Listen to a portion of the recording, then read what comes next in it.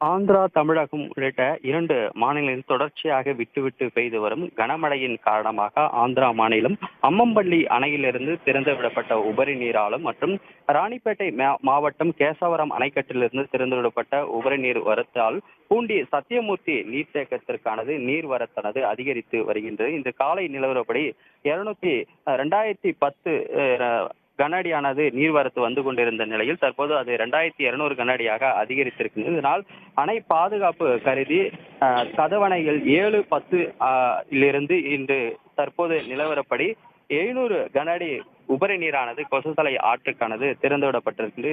இந்த நீரானது தாமரைப்பக்கம் அணைக்கட்டில் தேக்க வைத்து அது சோழாவரம் ஏரிக்கு திருப்பிவிடப்படுகின்றது. இதன் காரணமாக தாமரைப்பக்கம் அணைக்கட்டு பகுதியில் உள்ள அம்மனம்பாக்கம் மற்றும் ஆயில்சேரி, எருமவெட்டிப்பாளையம் உள்ளிட்ட 8 கிராமங்களுக்கு வெள்ள அபாய எச்சரிக்கையானது விடுக்கப்பட்டிருந்தது.